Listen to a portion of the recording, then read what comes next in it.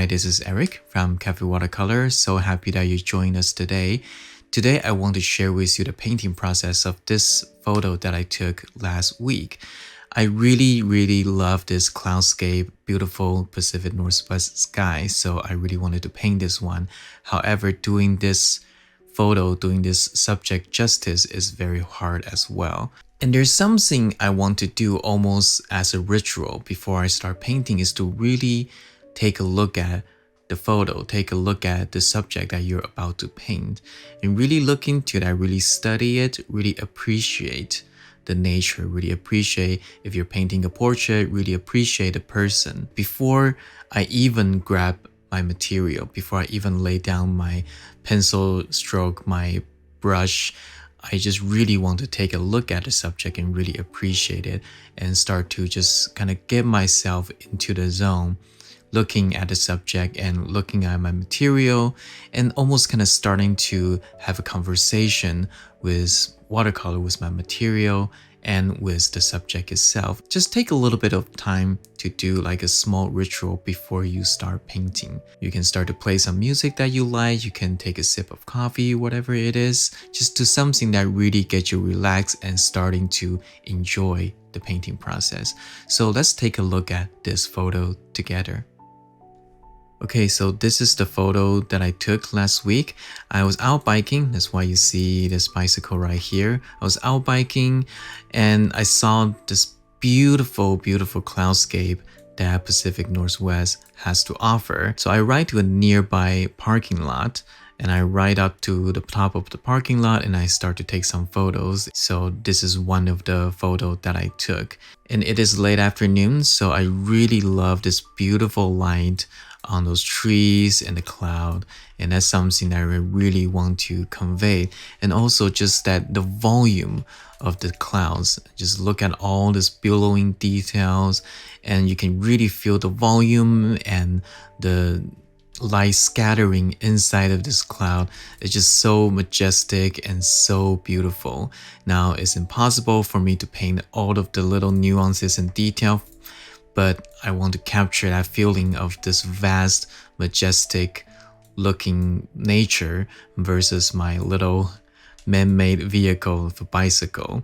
And I really just like the feeling of this scenery. That's what I really wanted to paint. So now that we take a good look at our subject, let's start to paint together. Okay, so let's take a look at the process of this painting. So I skipped the line drawing part because the drawing is quite simple. The cloud itself, I don't do much of a drawing because it's mostly free shapes. I only did a little bit of drawing for the trees and the small bicycle that's in the middle foreground. So what I'm doing right now is to pre-wet the sky, especially the blue part, because I want to have some nice, clean blue sky with some soft looking clouds. Not everywhere though, you do want to leave a little bit of dry part if you want some hard edges, especially the part where the cloud has more density and looks more solid. You want to have a little bit of hard edges there. The cloud in this scene particularly is pretty heavy. It's pretty dense, that's why it received a lot of the light and even some darker shadows. Now that some of the areas are pre-wetted, I start to mix the color for the sky. And as you can see, this is a very thick mixture. And you want to have that because you already pre-wet the paper, so you need to compensate for that extra wetness. If you use a mixture that you normally will paint on the dry paper, that will end up looking too light. And I made that mistake more than I can remember. And I think that's because before I didn't have enough confidence to use a very thick, intense mixture on my painting. And as time goes by, as I getting more familiar with watercolor, I have the confidence to push just a little bit more. So now you can see the blue sky. Some part where I pre-wetted, you'll see some very soft edges. Those are the nice soft cloud, and some hard edges. Those are the areas that I didn't pre-wet. So you got a nice distinct different quality of edges. And now I mix a silver neutral gray, a little bit to the cooler side, and I start to paint on those before the paper is dry. So you got a little bit of volume, even for the softer looking clouds. And again, use a little bit thicker mixture when you're doing wet on wet like that. Now I continue the wash down. In this part, the pre-wet area is already dried. So I go back and re-wet the area again. That way I can have some nice soft shape for the dark side of the cloud. So we got this nice and soft transition from light to dark, which will show the structure and the volume of the clouds. Clouds like these have a lot of details. And that sense of volume with a lot of billowing is definitely what attracts me to do this painting. However, it's pretty much impossible, at least for me, to paint all of the detail that I see. So it's very important for me to look at the whole picture and not get sucked into all the details when I'm looking at the reference. And that doesn't mean that I don't paint any details. Here is me zooming in and start to add just a little bit more details and a little bit more volume here and there, trying to get that billowing look, cumulus cloud effect. But I want to do just enough for the viewers to get the sense of that volume. If I try to paint detail everywhere, it's not going to look as good, because it will lose its freshness of watercolor and it will also start to look too busy. So while it is still wet, I drop in some darker paints to keep the shape soft, yet to have a little bit of the form, light and dark contrast. And now as the wash comes down, I start to paint some color of the light, especially the warm light on the trees. The sun is actually quite low during the time when I'm taking this photo. It's not sunset yet, but definitely late afternoon. And now I'm starting to paint the dark base of the cloud. Those cumulus clouds have pretty flat base, so it's important to reinforce those dark and the bottom so that it looks like it has flatter base and it starts to expand and growing on the top. And here I want to add just a little bit more billowing details in this part of the cloud, because I still want to capture that complex look for the cloud without doing too much detail though, so mostly still going to be soft shapes. And without speeding up, you can see that I try to make decision before I put down the brushstroke. So I try to do my best to keep my brushstrokes to the minimum. And that's one of the key to do a loose painting. It's not just painting fast, but it's to make a conscious decision on each brushstroke you are putting down. So I think the cloud is at a good place, so I am wrapping it up. Because it's starting to dry and some of the area are starting to get lighter, so I need to add some more paint before it's completely dry. So I'm just adding some more dark to the bottom of the cloud. This is a tricky stage though, because the paper is kind of half dry. So if you don't watch out for the wetness on your brush, it can create cauliflower edges. And later on, you're going to see that it's starting to happen in the base of the cloud, right over here. You can see as it's starting to dry, the paint got pushed to the side, because when I just put the wet on to wet down, it has just a little bit more mixture than I was intended for. So you can start to see the cauliflower edges started to form very slowly. It's not that obvious right now, but as I paint later, I start to see that. So I go back and add some more darker paint to it. You're going to see that pretty soon. So I continue to wash down. And I also start to mix some green colors to paint the background trees. There are more details in the background mountains and background trees and the clouds in the far distance, but those can really be simplified by just connecting them together with different colors. And here I start to paint those trees with more of a middle value shapes.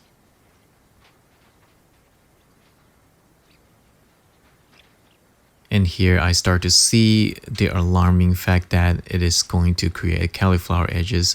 So I mix a thicker mixture and go back to it before it is completely dry, so that it gives some more paint for it to blend into the moisture on the paper. It's always preferable if you do it right in the first time instead of trying to paint over that later.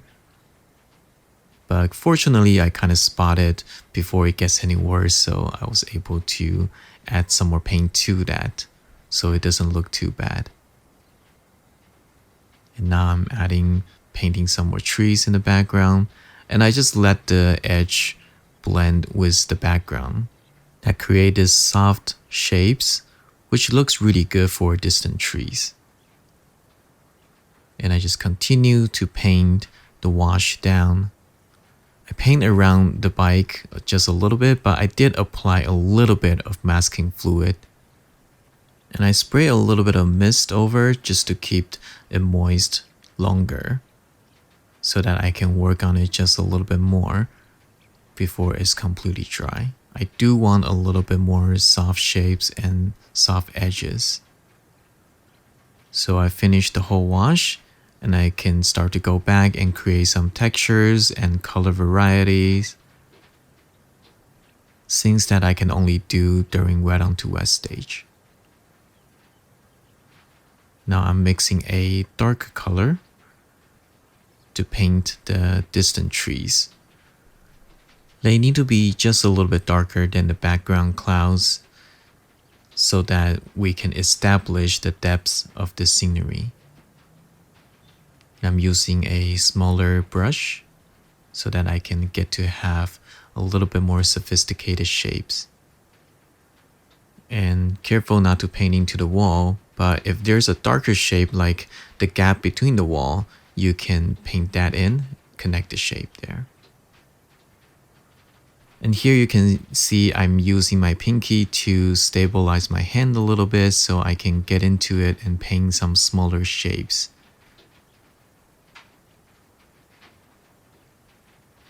Connecting the shape, painting some more trees.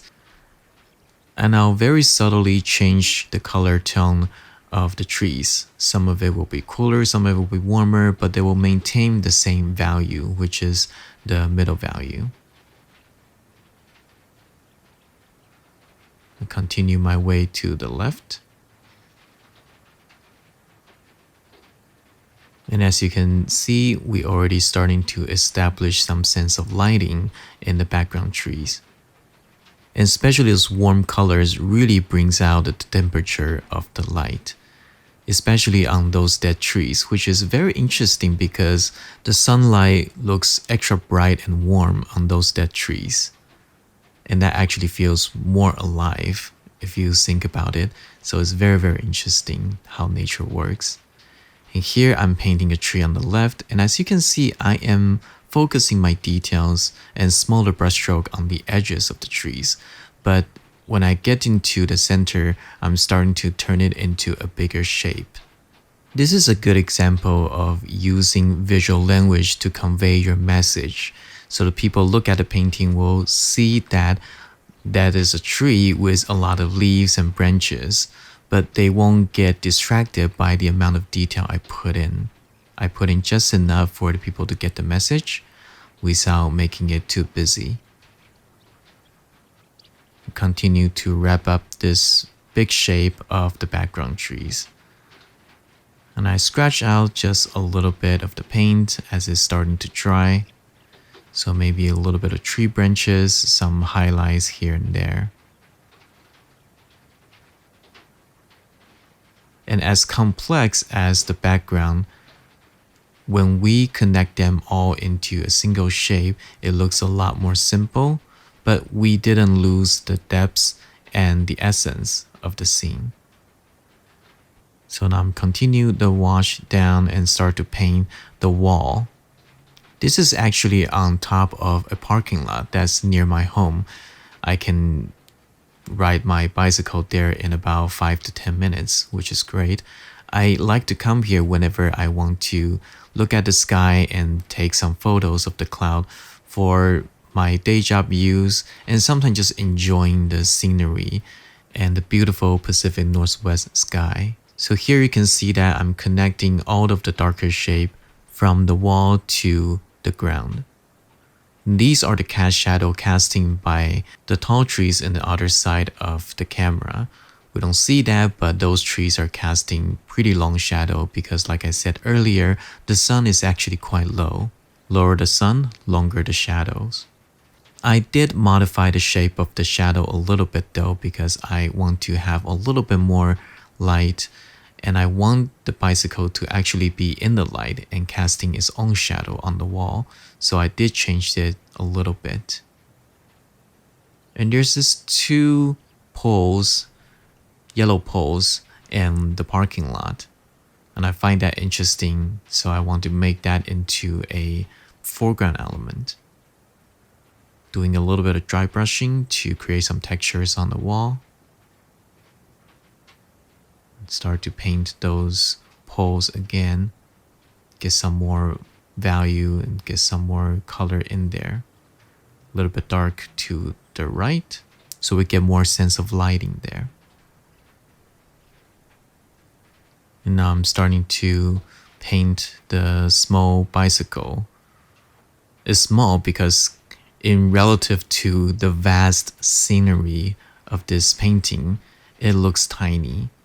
And I like that contrast of a man-made structure, a man-made vehicle versus the vast, majestic nature scenery. I come back to the dark side of the wall and the ground. Try to separate the wall and the ground a little bit by adding some dark, dry brushing to add a little bit of texture on those walls there. I think I overdid it just a little bit. Sometimes it's hard to stop when you think something looks good. So I think when it comes to watercolor, you need courage to start painting, but you also need courage to stop. And here is the final painting. Whenever I see this beautiful sky in the Pacific Northwest, I always want to do a painting almost as a love letter to the nature that's given to us to enjoy, but it's very hard to do it justice. So I stopped trying to compete with the original, but just a way to kind of celebrate what God has given us to enjoy. And I hope you enjoy this painting and process. I hope you enjoy the scenery around you.